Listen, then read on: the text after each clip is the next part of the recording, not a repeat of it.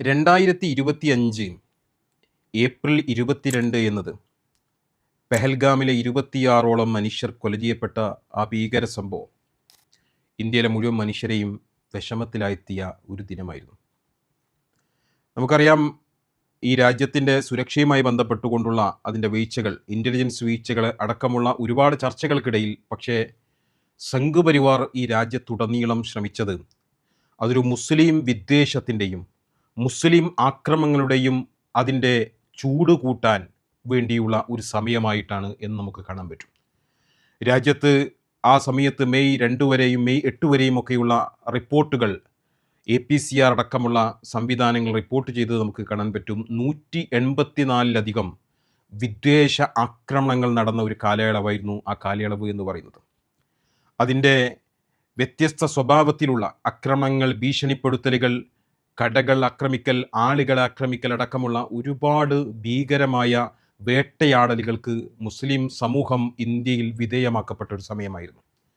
അതിൻ്റെ ഏറ്റവും ക്രൂരവും ഒരുപക്ഷെ നമുക്ക് ഇന്നും ഓർത്തെടുക്കുന്ന സമയത്ത് നടുക്കം രേഖപ്പെടുത്തുന്ന വലിയ ഒരു അനന്തരഫലമായിരുന്നു മംഗലാപുരത്ത് വെച്ചുകൊണ്ട് കൊല ചെയ്യപ്പെട്ട മുഹമ്മദ് അഷ്റഫ് എന്ന് പറയുന്ന ചെറുപ്പക്കാരൻ. ഏപ്രിൽ 27 അന്ന് സാധാരണക്കാരനായ റെയിൽവേ ട്രാക്കുകളിൽ നിന്ന് കുപ്പികൾ പെറുക്കി ജീവിതം മുന്നോട്ട് നയിച്ചു കൊണ്ടിരുന്ന ഒരു ചെറുപ്പക്കാരൻ തനിക്ക് കിട്ടുന്ന പണമെല്ലാം ശേഖരിച്ചു വെച്ചുകൊണ്ട് അത് തൻ്റെ ഉമ്മാക്ക് കൊണ്ടുപോയി കൊടുത്ത് ഉമ്മാനെ സന്തോഷിപ്പിച്ച് ജീവിതത്തെ മുന്നോട്ട് നയിക്കുന്ന ചെറുപ്പക്കാരൻ അന്നും തൻ്റെ പണിയിൽ ഏർപ്പെട്ടുകൊണ്ടിരിക്കുകയാണ് ഒരു ക്രിക്കറ്റ് മൈതാനം കാണുന്നത്. നമുക്കറിയാം, സംഘ്പരിവാർ ഇന്ന് അതിന് എല്ലാ മേഖലയിലും മനുഷ്യരെ അതിൻ്റെ വിദ്വേഷ പ്രത്യയശാസ്ത്രത്തിലേക്ക് കൊണ്ടുവരാൻ വേണ്ടി ഉപയോഗപ്പെടുത്തിക്കൊണ്ടിരിക്കുന്ന അതേ മൈതാനം തന്നെയായിരുന്നു ആ കളിക്കളവും എന്ന് പറയുന്നത്.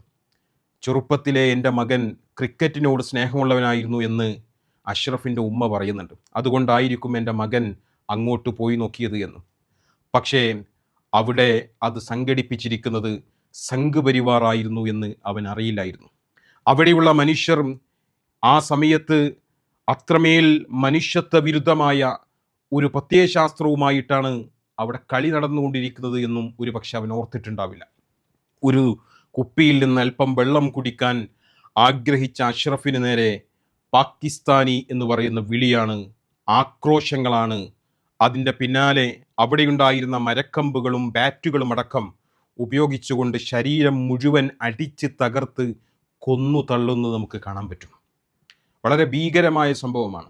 ആ മനുഷ്യനെ കൊന്നു തള്ളിയതിന് ശേഷം അവനെ ആ ഗ്രൗണ്ടിൽ നിന്ന് മാറ്റി പുറത്തേക്കിട്ട് ആ സംഘ്പരിവാറിൻ്റെ ആൾക്കൂട്ടം കളി തുടർന്നു എന്ന് നമുക്ക് കാണാൻ പറ്റും. പോലീസിനെ സംബന്ധിച്ചിടത്തോളവും ആ സംഭവം അവർക്കൊരു അസാധാരണ മരണം മാത്രമായിരുന്നു. പോലീസിനെ അറിയിച്ചതിന് ശേഷവും മണിക്കൂറുകൾക്ക് ശേഷമാണ് പോലീസ് വരുന്നത്. നമുക്കറിയാം, ആ സമയമാകുമ്പോഴേക്ക് ആ പ്രദേശത്തെ സംഘ്പരിവാറിൻ്റെ നേരത്തെയുള്ള BJP കോർപ്പറേറ്റ് ആയിരുന്ന സംഗീത നായിക് എന്ന് പറയുന്ന ആളുടെ ഭർത്താവും സംഘ്പരിവാറിൻ്റെ നേതാവുമായിരുന്ന രവീന്ദ്രൻ നായിക് എന്ന് പറയുന്ന ഒരു വ്യക്തിയുടെ നേതൃത്വത്തിലാണ് ഇതെല്ലാം നടന്നത്. പക്ഷേ പോലീസ് എത്തി അടിച്ച് കൊല്ലപ്പെട്ട, ശരീരത്തിൽ മുഴുവൻ മുറിവേറ്റ, വിവസ്ത്രനായി കിടക്കുന്ന ആ മനുഷ്യൻ്റെ ശരീരത്തിലെ വേദന തിങ്ങി നിൽക്കുന്ന ആ മുറിപ്പാടുകളൊന്നും കണ്ടിട്ട് പോലീസ് അതൊരു മോബ് ലിഞ്ചിങ്ങിനുള്ള FIR എടുക്കാൻ തയ്യാറായില്ല. അസാധാരണ മരണമെന്ന മാത്രമല്ല, അതിനെക്കുറിച്ച് അന്വേഷിച്ച് വിളിച്ചുകൊണ്ടിരിക്കുന്ന പത്രപ്രവർത്തകർ, സോളിഡാരിറ്റിയുടെ മുൻ നേതാവടക്കമുള്ള കർണാടക സോളിഡാരിറ്റിയുടെ മുൻ നേതാവടക്കമുള്ള ആളുകൾ ഇതിലേക്ക് വേണ്ടി വിളിക്കുന്ന സമയത്ത് നിങ്ങൾ കുഴപ്പമുണ്ടാക്കാൻ ശ്രമിക്കരുത്, വിദ്വേഷ പ്രചാരണങ്ങൾ നടത്തരുത് എന്ന ഭീഷണിപ്പെടുത്തലുകളായിരുന്നു അന്ന് പോലീസ് നടത്തിയതെന്ന് കാണാൻ പറ്റും.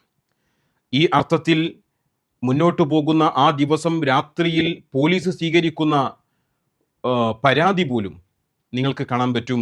അത് മഞ്ജുനാഥ് എന്ന് പറയുന്ന ഈ അഷ്റഫിനെ കൊന്ന ഒരു പ്രതിയുടെ പരാതിയാണ് പോലീസ് സ്റ്റേഷനിൽ സ്വീകരിക്കുന്നത്.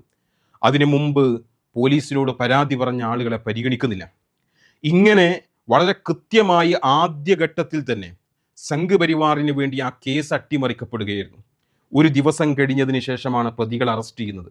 അതിനു മുമ്പ് തങ്ങളുടെ മൊബൈൽ ഫോണുകളിലുള്ള CCTV ക്യാമറകളിലുള്ള മുഴുവൻ ദൃശ്യങ്ങളും അവർക്ക് സോഫ്റ്റ്വെയർ അടക്കം അവർക്ക് അപ്ഡേറ്റ് ചെയ്യാൻ കഴിയുന്ന രൂപത്തിൽ ഉള്ള സമയം അനുവദിച്ചു കൊടുക്കുകയാണ് പോലീസ് ചെയ്തതെന്ന് കാണാൻ പറ്റും.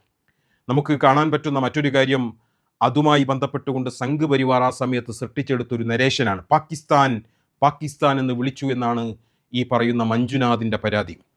പക്ഷേ അതിനെ അന്നത്തെ കർണാടകയുടെ ആഭ്യന്തര മന്ത്രി ഏറ്റെടുത്തത് പാകിസ്ഥാൻ സിന്ദാബാദ് എന്ന് വിളിച്ചു എന്നാണ്. പിറ്റേ ദിവസം അദ്ദേഹം തിരുത്തിയെങ്കിലും ആ സംഘ് പരിവാർ നരേഷൻ അന്നത്തെ ദിവസം മാധ്യമങ്ങളുടെ ഒരാഘോഷമായി മാറി എന്നതാണ്. ഒരു മനുഷ്യൻ കൊല ചെയ്യപ്പെട്ടതിനെക്കുറിച്ച്, ഒരു മനുഷ്യൻ അടിച്ച് കൊല ചെയ്യപ്പെട്ടതിനെക്കുറിച്ച് ചർച്ച ചെയ്യുന്നതിന് പകരം അവനെതിരെ ഉണ്ടാക്കപ്പെട്ട ഈ കൊലയാളികളുടെ നരേഷനെ ആഘോഷിക്കുന്ന മാധ്യമങ്ങളെയും അതുപോലെയുള്ള സർക്കാർ സംവിധാനങ്ങളെ നമുക്ക് കാണേണ്ടി വന്ന ഒരു ഭീകര കാഴ്ചയായിരുന്നു അത്. നമുക്ക് കാണാൻ പറ്റും അതിനുശേഷം പിന്നീട് അവിടുത്തെ സാമൂഹിക പ്രവർത്തകർ, സോളിഡാരിറ്റി അടക്കമുള്ള മനുഷ്യാവകാശ പ്രവർത്തകർ, പ്രസ്ഥാനങ്ങൾ അവർ നേരിട്ടിടപെടുകയും വിഷയങ്ങളിൽ പ്രക്ഷോഭങ്ങൾ സംഘടിപ്പിക്കുകയും വിവിധ രാഷ്ട്രീയ പ്രാദേശികമായ സംവിധാനങ്ങൾ, രാഷ്ട്രീയ പാർട്ടികളടക്കം ആ പ്രക്ഷോഭത്തിൻ്റെ ഭാഗമാണ്.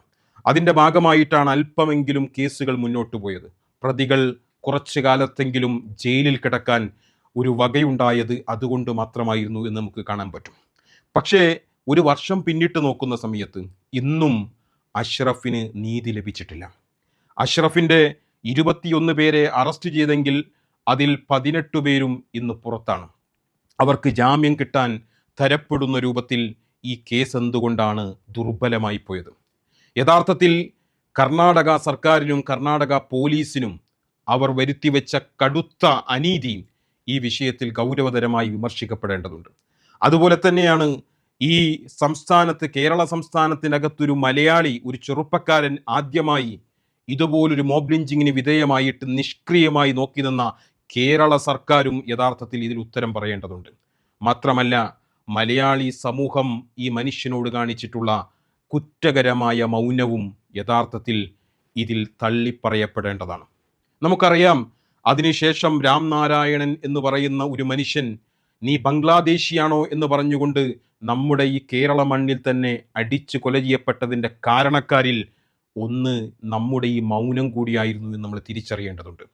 സംഘ് പരിവാർ ഉൽപ്പാദിപ്പിച്ചുകൊണ്ടിരിക്കുന്ന വിദ്വേഷ പരാമർശങ്ങൾ, ഇസ്ലാമോ ഫോബിയയുടെ അതിന് ആവശ്യമായ ഉരുപ്പടികൾ, അത് അറിഞ്ഞോ അറിയാതെയോ നമ്മളിൽ പലരും ആവർത്തിച്ചു കൊണ്ടിരിക്കുമ്പോൾ, മതേതരത്വത്തിൻ്റെ പേരിലും അല്ലാത്ത പല പേരുകളിലും ഈ നരേഷനുകളെ ആവർത്തിച്ചു കൊണ്ടിരിക്കുന്നവർ മനസ്സിലാക്കേണ്ടത് അഷ്റഫ് നമ്മുടെ മുമ്പിലെ ഏറ്റവും വലിയൊരു തെളിവായി, ഒരു ദുരന്തമായി നമ്മുടെ മുമ്പിൽ നിൽക്കുകയാണ്.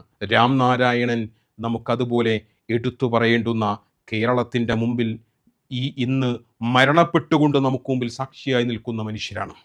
ആ മനുഷ്യരെ നമ്മുടെ മുമ്പിൽ സംഘ് പരിവാറിൻ്റെ അജണ്ടകൾക്ക് മുമ്പിൽ പതറിപ്പോകുന്നവർ, എങ്ങനെയാണ് ഇതിനെ പ്രതിരോധിക്കേണ്ടത് എന്ന് അറിയാതെ നിൽക്കുന്നവർ, അല്ലെങ്കിൽ അതിൻ്റെ അജണ്ടകളിൽ പെട്ടുപോകുന്ന മനുഷ്യരെ സംബന്ധിച്ചിടത്തോളം പ്രസ്ഥാനങ്ങളും ആശയങ്ങളും മനസ്സിലാക്കേണ്ടത് ഈ സംഘ് പരിവാർ എന്ന് പറയുന്ന ആശയം ഈ സംസ്കാരത്തെയും മനുഷ്യ സമൂഹത്തെയും അറുകൊല ചെയ്യാൻ പോകുന്ന കാര്യമാണ് എന്നാണ്. അതുകൊണ്ട് അഷ്റഫുമായി ബന്ധപ്പെട്ടുകൊണ്ട് ശക്തമായ ആവശ്യങ്ങൾ കേരള സമൂഹം ഉന്നയിക്കേണ്ട സമയമാണത്. അഷ്റഫിൻ്റെ കൊലയാളികൾ ശിക്ഷിക്കപ്പെടണം, അഷ്റഫിന് നീതി ലഭിക്കണം. അതുപോലെ തന്നെയാണ് അഷ്റഫുമായി ബന്ധപ്പെട്ടുകൊണ്ട് നമുക്കറിയാം, സുപ്രീം കോടതി തന്നെ ഇത്തരം മോബ് ലിഞ്ചിങ് കേസുകളിൽ നഷ്ടപരിഹാരം നൽകണം എന്നത് വലിയൊരു ഡിമാൻഡ്, ഒരു നീതിയായി ആവശ്യപ്പെട്ടുകൊണ്ടിരിക്കുന്ന ഗൈഡ് ലൈൻ നൽകിയ കാര്യമാണ്. അഷ്റഫിൻ്റെ കുടുംബത്തിന് നഷ്ടപരിഹാരം ലഭിക്കണം. അതുപോലെ സുപ്രീം കോടതി മോബ് ലിഞ്ചിങ്ങിനെ തടയുന്നതിന് വേണ്ടി നൽകിയിട്ടുള്ള മുഴുവൻ വിധികളും കേരളത്തിലും കർണാടകയിലും അടക്കം നടപ്പിലാക്കിയെടുക്കാൻ നമുക്ക് കഴിയണം എന്ന് മാത്രം ആണ് ഈ സന്ദർഭത്തിൽ സൂചിപ്പിക്കുന്നത്.